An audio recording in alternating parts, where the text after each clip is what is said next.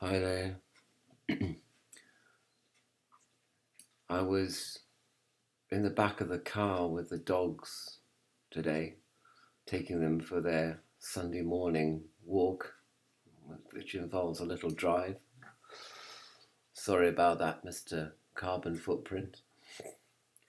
Anyway, the little dog was in my dog room.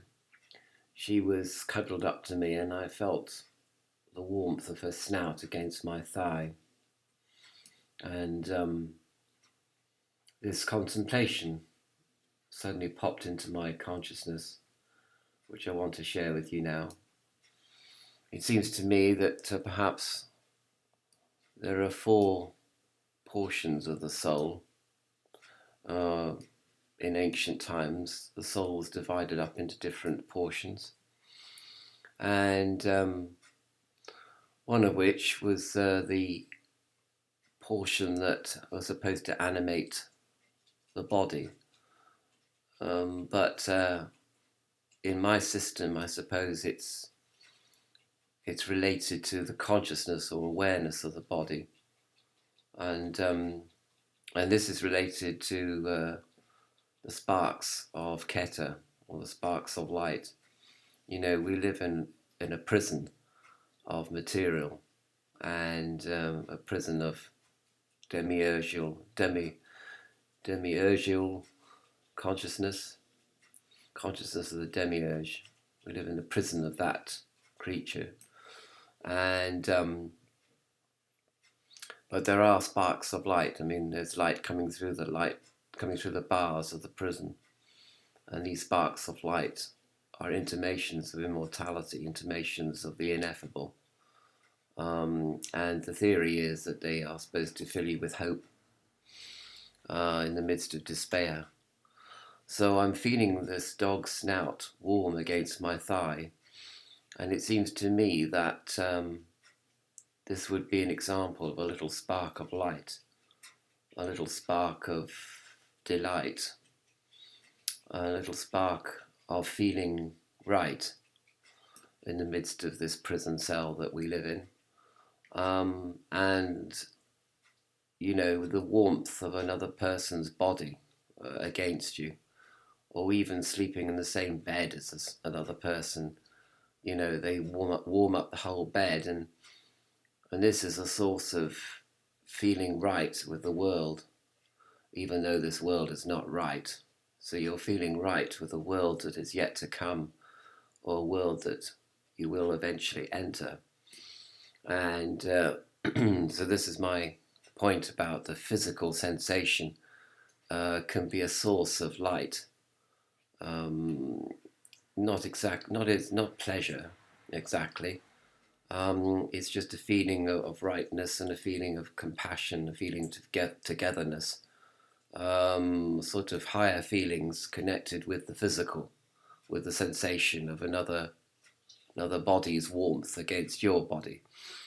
And then there's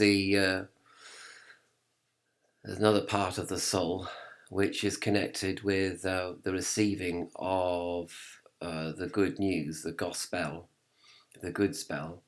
And a lot of people, you know, when they join a religious movement, it could be any religious movement, say they have the sensation of coming home, which is a very interesting way of putting it, because when they hear some writing, or they hear someone speaking in a public forum about the religion, and they suddenly click to that religion. They sort of you know, have an intimation of the ineffable through that particular connection with that particular religion, and the connection can be very, very strong, and it's very sort of like that. You know, they just sort of say, this is the right religion for me.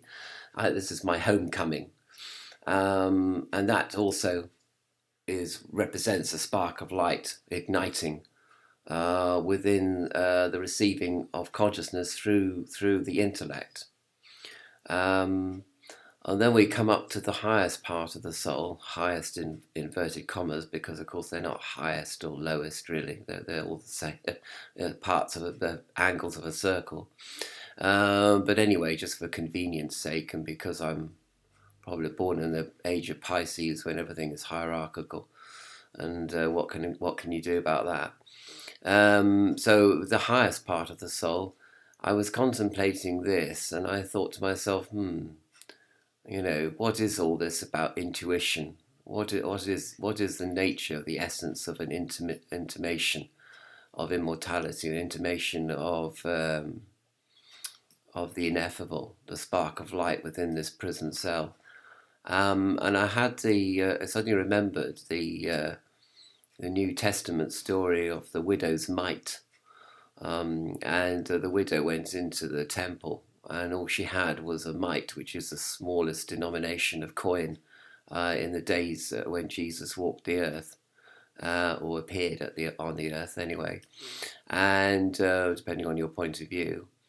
And suddenly got the feeling that this when you take out all that you have, all that you possess, and give it away to the divine, and you have nothing left. This somehow is a spark of light which ignites in your consciousness. I mean, the desire, the sudden compulsion to take out all the money that you have in the world and give it to a charity or something, or to a temple, or to I once came across a cult that said you had to burn all your money at the altar, which is which is an incredibly Gnostic thing to do on one level, but also an incredibly stupid thing to do on another level. Why don't you just give it away to charity, or drink it away? Personally, I would probably give it away to charity, because it was a lot of money to give away. It was the money that was equal to the sum of the Kabbalah for the sun, or for Emperor Nero. Anyway, so we would give that money away, but it wouldn't be all your money that you'd be giving away. And this widow's mite represents all that you have. You give to the spirit, and that to me was a kind of a contemplation on the highest level of the soul operating in this world. It's taking a material, which is all the money that you have in the world, and giving it away. And that was kind of a strong and powerful thing. And if you really did it, I mean, really did it, and you really wore sackcloth and ashes and made yourself homeless, although not in Las Vegas. I wouldn't advise being homeless in Las Vegas, after what they're going to do to people and homeless people there. Anyway, I thought this was the most powerful manifestation of a spark of light at the highest soul level. But then this is a kind of just slightly lower. This is all part of the thinking part of the soul. And what it does is it collates all the experiences. So the experience from giving it all away to spirit is sort of taken up, and the experience of receiving the gospel, and the experience of a simple physical sensation of another person's warmth against your body. These are sort of collated, if you like. They're kind of put into a folder of experiences, as it were, and they are kept safe because they are part of Gnosis. Perhaps they are the three parts of the Gnosis, the most essential part of Gnosis, and they're kept in this sort of memory vault where all experiences are kept. But of course, the problem is with folders of experience, they do get lost, and you do forget. And then you stub your toe, and then somebody says something mean to you, or then you see something upsetting on TV news, and then you forget all these beautiful experiences. You forget how you gave away everything to spirit. You forget the simple physical sensation of someone's love for you. You forget the receiving of the gospel, and the clicking and the connection with the religion that gave you that gospel, whatever religion that was. And you forget these things. So you need to cultivate this unforgetting.